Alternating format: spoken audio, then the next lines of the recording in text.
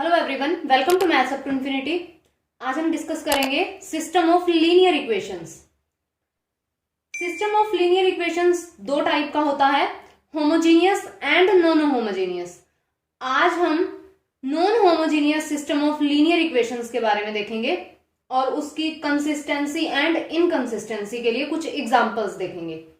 तो अगर आप इस चैनल पर नए आए हैं तो चैनल को सब्सक्राइब जरूर कीजिए।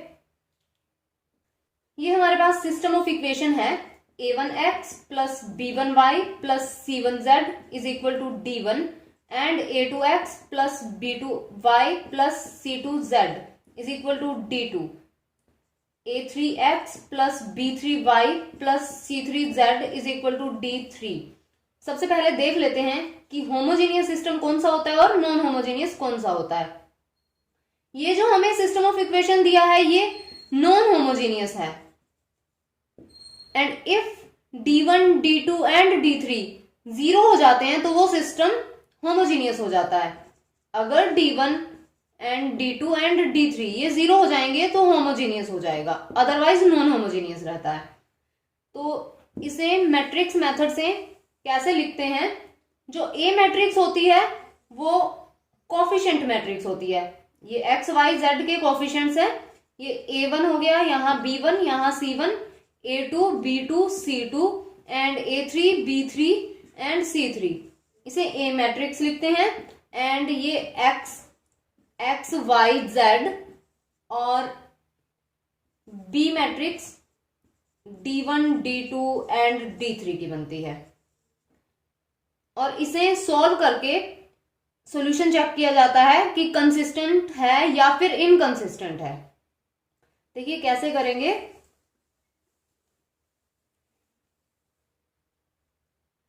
यहां हमें सिस्टम दिया है, सिस्टम ऑफ इक्वेशंस।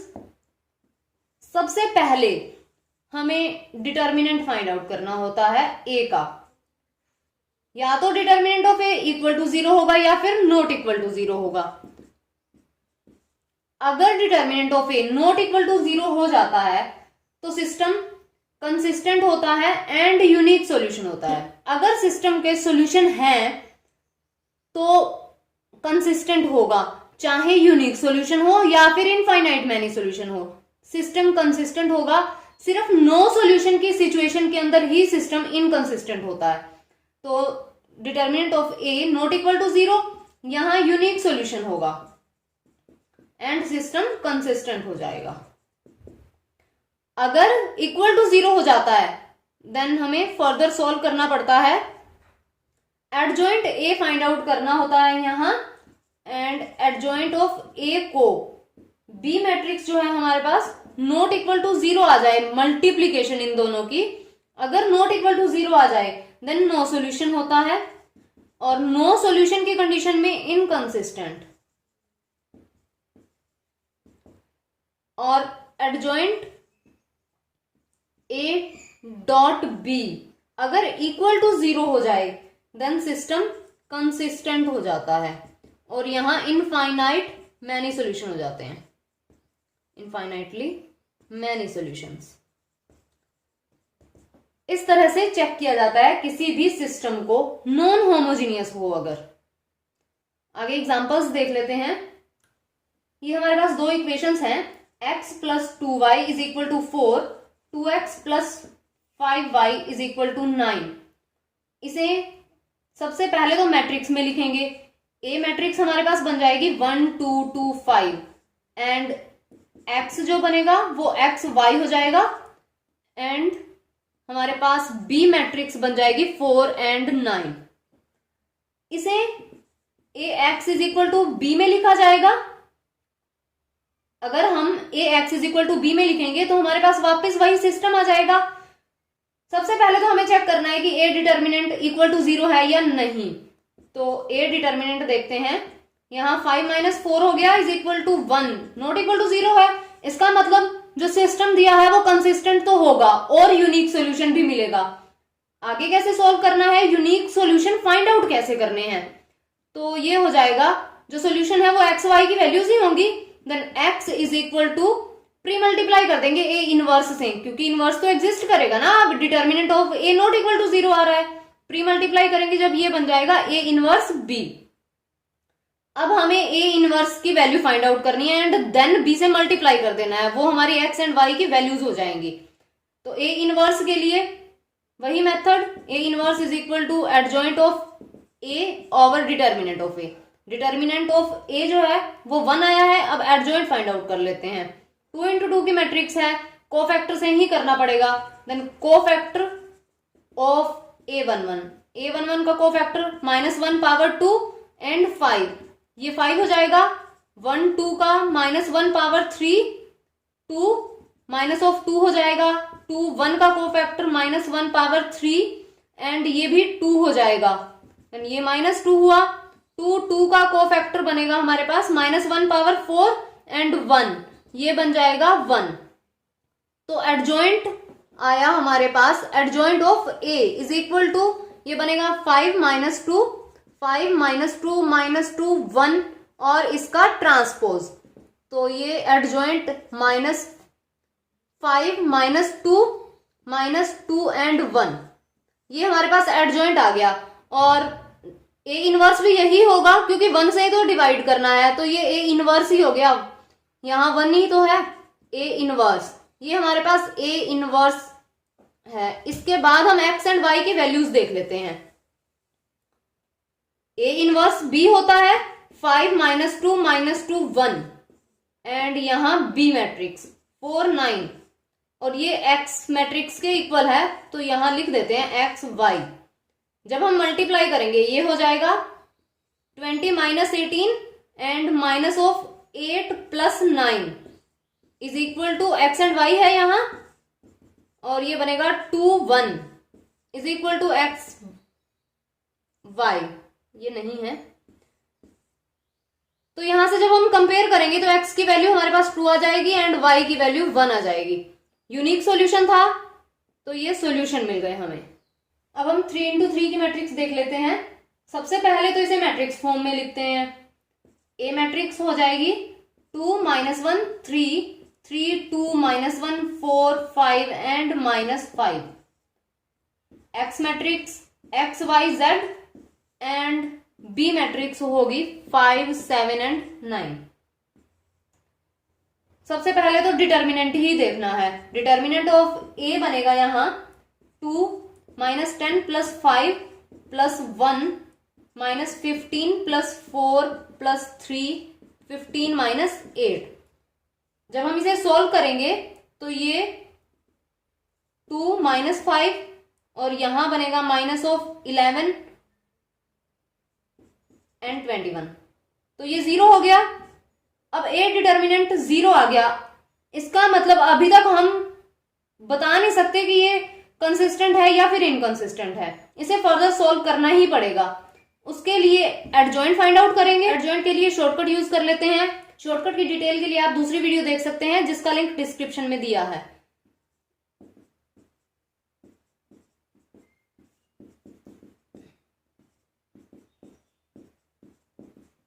यहाँ 2 3 4 2 3 -1 2 5 -1 2, first row first column and इसे सॉल्व कर लेंगे। ये बनेगा -10 + 5 -5 15 + 5 10 and 1 -6 -5 and then -4 + 15 11 -10 and -12 -22 and 9 + 2 11 and then minus में पॉजिटिव होगा 15 - 8 7 -4 -10 -14 and 4 + 3 7। ये हमारे पास एडजॉइंट ऑफ ए है।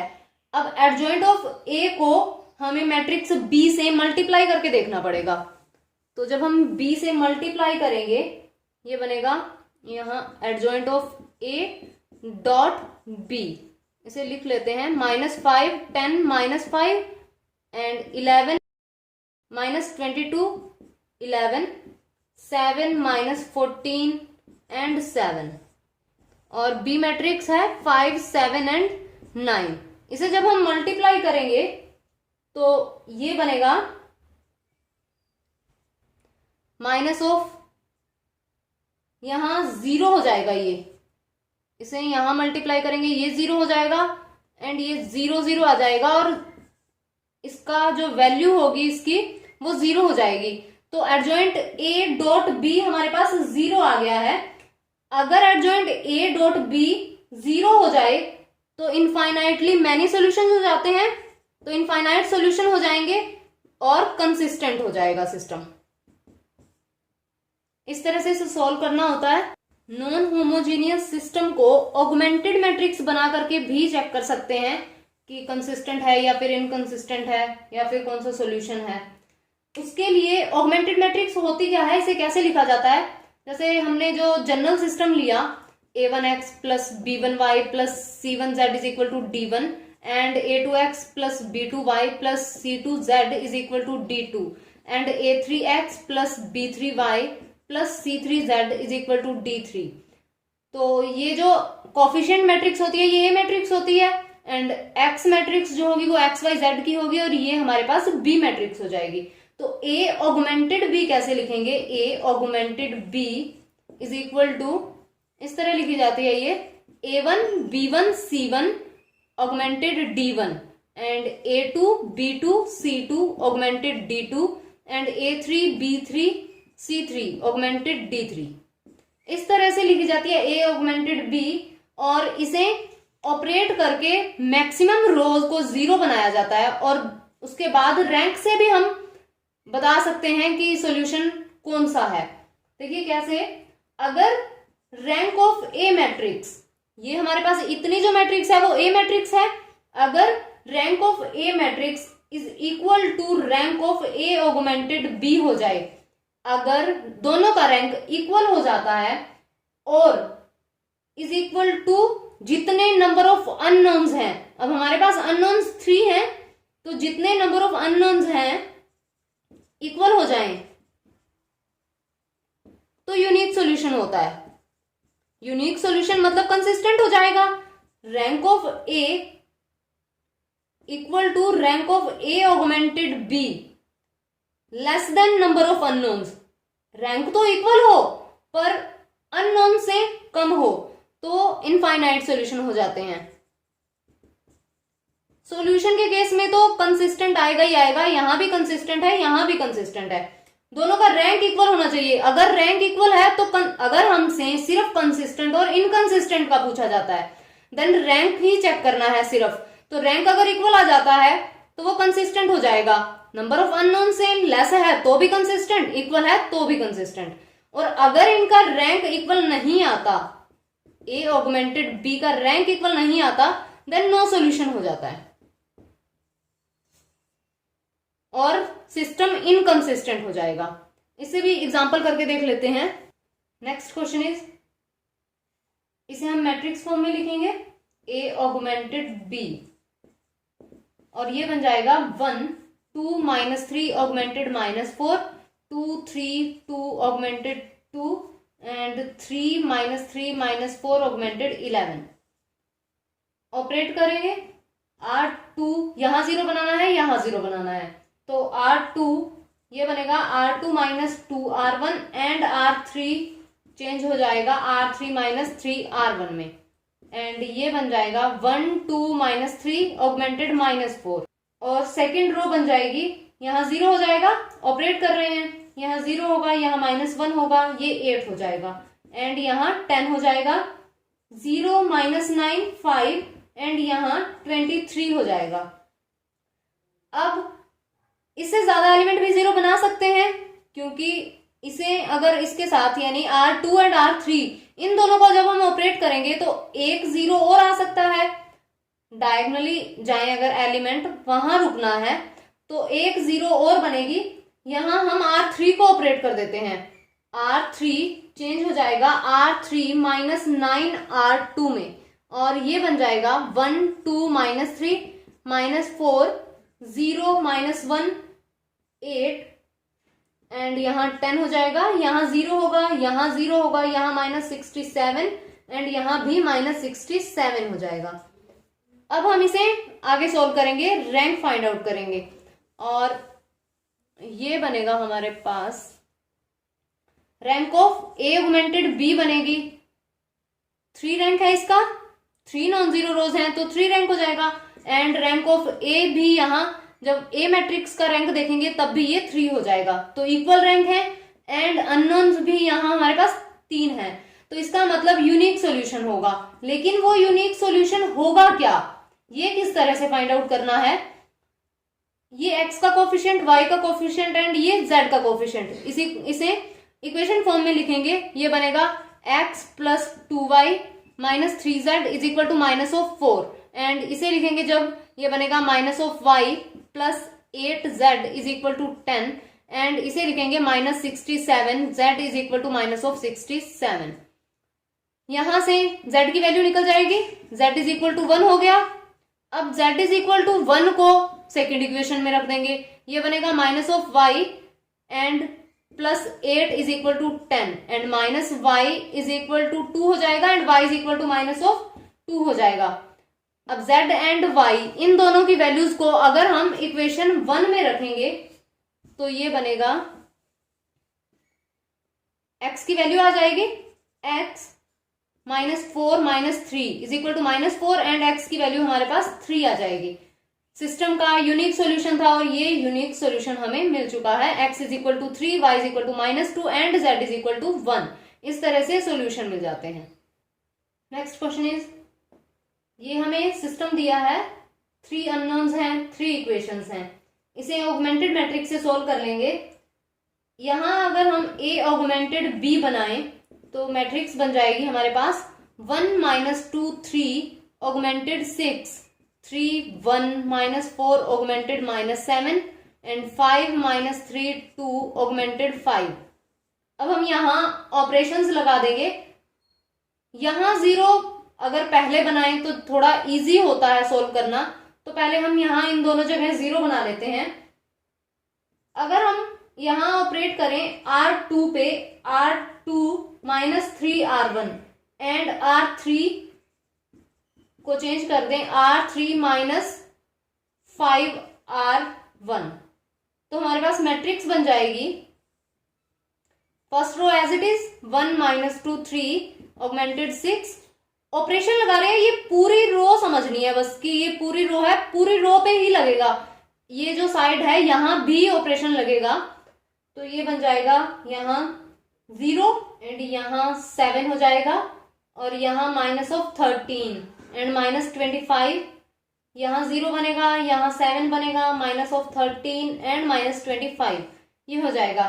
दोनों रोज सिमिलर हैं तो यहाँ अगेन ऑपरेट कर देंगे R3 को, R3 -R2, तो ये बनेगी 1 -2 3 ऑगमेंटेड 6 0 7 -13 -25 0 0 0 एंड यहाँ भी 0 हो जाएगा।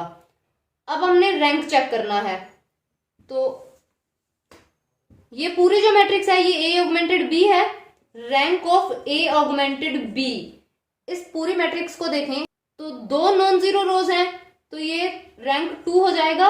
एंड अगर हम इस A मैट्रिक्स को देखें, सिर्फ इतनी मैट्रिक्स को, देन रैंक ऑफ A होगा ये, वो भी 2 है। तो दोनों जो रैंक है वो 2 है, सिस्टम तो कंसिस्टेंट होगा। अब कंसिस्टेंट यूनिक सॉल्यूशन होगा या फिर इनफाइनाइट सॉल्यूशन होगा।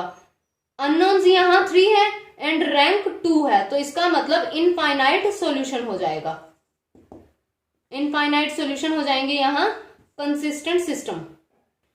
अब ये तो पता चल गया कि इनफाइनाइट सॉल्यूशन है, लेकिन वो इनफाइनाइट सॉल्यूशन है क्या, अगेन इसे इक्वेशन फॉर्म में लिखेंगे तो ये बनेगा x -2y plus 3 is equal to 6 and 7y -13, यहाँ z आएगा, z इज इक्वल टू -25। अब उसके बाद जो थर्ड रो है वो तो 0 ही है। अब हमारे पास अननोन तो 3 हैं, लेकिन इक्वेशन जो है वो 2 हैं, तो एक अननोन को हमें कोई आर्बिट्रेरी कांस्टेंट लेना पड़ेगा, z को ले लेते हैं हम k, तो यहां से y की वैल्यू बन जाएगी 7y is equal to minus of 25 plus 13k and y की value minus of 25 plus 13k over 7 हो जाएगा। और z एंड y की ये दो वैल्यूज हैं हमारे पास, यहां फिल करेंगे तो x की वैल्यू आ जाएगी। तो x, y and z arbitrary constant में इनकी वैल्यूज मिलेंगी, तो ये हमारे पास इनफाइनाइट सॉल्यूशन हो जाएंगे। Next question is x plus y plus z is equal to 2, 4z 4x minus 3y plus 2z is equal to 11, 6x minus y plus 4z is equal to 10। Matrix form में लिखेंगे, a augmented b बन जाएगा हमारे पास यहाँ 1 1 1 2, यहाँ 4 minus 3 2 and यहाँ 11, 6 minus 1 4 and यहाँ 10 हो जाएगा।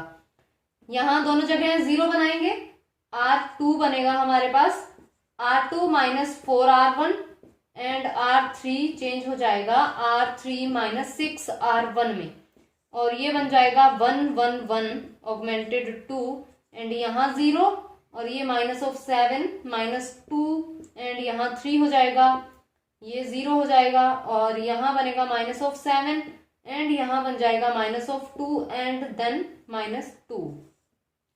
यहाँ 0 हो सकता है, ऑपरेट करेंगे R3 पे, R3 माइनस R2 और मैट्रिक्स बन जाएगी यहाँ हमारे पास 1 1 1 एंड यहाँ 2 0 माइनस 7 माइनस 2 एंड यहाँ 3, ये 0 0 0 हो जाएगा और यहाँ माइनस ऑफ 5 आ जाएगा। अब हमारे पास रैंक क्या बनेगा, rank of A augmented B। पूरी मैट्रिक्स को अगर हम देखेंगे तो इस पूरी मैट्रिक्स का जो रैंक है वो 3 हो जाएगा एंड रैंक ऑफ A देखेंगे यानी इतनी मैट्रिक्स का जो रैंक है वो हमारे पास 2 हो जाएगा। तो रैंक इक्वल नहीं हुआ, इसका मतलब यहाँ सिस्टम इनकंसिस्टेंट होगा एंड नो सॉल्यूशन हो जाएंगे। अगर कोई एलिमेंट ऑगमेंटेड के बाद आ रहा है और आगे 0 है तो समझ लो कि ये तो डेंजर जोन है, यहाँ आते ही नो सॉल्यूशन हो जाएगा। उससे पहले अगर 0 है, रैंक ही दोनों अलग अलग हो जाएंगे तो यहाँ तो नो सॉल्यूशन बन जाएगा। इस तरह से भी क्वेश्चन आ जाते हैं कई बार कि यहाँ हमें कोई आर्बिट्रेरी दे दिया और उसकी वैल्यू फाइंड आउट करनी है, तो अगर नो सॉल्यूशन हो तब लैम्डा की वैल्यू क्या होगी और अगर यूनिक सॉल्यूशन हो तब लैम्डा की वैल्यू क्या होगी, ये चेक करना है। तो हम A ऑगमेंटेड B से ही करेंगे, इसे भी A ऑगमेंटेड B मैट्रिक्स बन जाएगी हमारे पास 1 माइनस 2 माइनस 1 एंड माइनस 1, ये बनेगा 3 माइनस 1 2 एंड यहाँ 1 हो जाएगा। x का कोफिशिएंट नहीं है, 0 हो जाएगा, यहाँ 1 लैम्डा और यहाँ 1 हो जाएगा। तो यहाँ हम ऑपरेट कर देंगे, 0 बना लेंगे इसे, तो R2 हो जाएगा हमारे पास R2 माइनस 3R1 और ये बनेगा 1 माइनस 2 माइनस 1 माइनस 1 और यहाँ 0 हो जाएगा एंड देन 5 और यहाँ भी 5 हो जाएगा एंड ये 4 हो जाएगा, 0 1 लैम्डा और यहाँ ये 1 हो जाएगा। अब इससे ज्यादा 0 भी बनाई जा सकती हैं, R3 को ऑपरेट करते हैं, R3 हो जाएगा R3 माइनस 1 ओवर 5 R2 और ये मैट्रिक्स बनेगी हमारे पास 1 माइनस 2 माइनस 1 एंड यहाँ माइनस 1 0, ये भी 0, यहाँ 5 5 एंड ये 4, यहाँ बन जाएगा हमारे पास 0 एंड लैम्डा माइनस 1 हो जाएगा एंड यहाँ बन जाएगा 1 ओवर 5। अब इस मैट्रिक्स से हम लैम्डा की वैल्यू फाइंड आउट कर लेंगे। लैम्डा को क्या वैल्यू पुट करें कि नो सॉल्यूशन हो, फर्स्ट के लिए देखते हैं पहले नो सॉल्यूशन। नो सॉल्यूशन होने के लिए इसका मतलब है कि rank of A augmented B not equal to rank of A। अगर रैंक इक्वल नहीं होना चाहिए, A ऑगमेंटेड B का रैंक तो हमारे पास 3 है और यहाँ क्या वैल्यू दें कि रैंक चेंज हो जाए, तो इसे 0 होना पड़ेगा, तभी रैंक ऑफ A 2 हो जाएगा। इसे 0 होने के लिए लैम्डा माइनस 1 को 0 रख देते हैं तो लैम्डा इज इक्वल टू 1 हो जाएगा। अब लैम्डा इज इक्वल टू 1 के लिए जो ये सिस्टम है वो नो सॉल्यूशन देगा एंड यूनिक सॉल्यूशन के लिए चेक करना है। यूनिक सॉल्यूशन तभी हो सकता है जब दोनों के रैंक इक्वल हो, तो रैंक इक्वल के लिए ये 0 नहीं हो, तो अगर ये 0 सिर्फ 1 पे ही हो रहा है तो यूनिक सॉल्यूशन तब होगा जब लैम्डा नॉट इक्वल टू 1 हो, यानी लैम्डा नॉट इक्वल टू 1 के लिए ये सिस्टम यूनिक सॉल्यूशन देगा and lambda is equal to 1 के लिए ये नो सॉल्यूशन दे देगा। इस तरह से कई बार वैल्यू फाइंड आउट करने के लिए भी क्वेश्चन पूछ लेते हैं। आज की वीडियो में बस इतना ही। वीडियो पसंद आए तो लाइक कीजिए, शेयर कीजिए एंड चैनल को सब्सक्राइब कीजिए and press the bell icon to get the notification.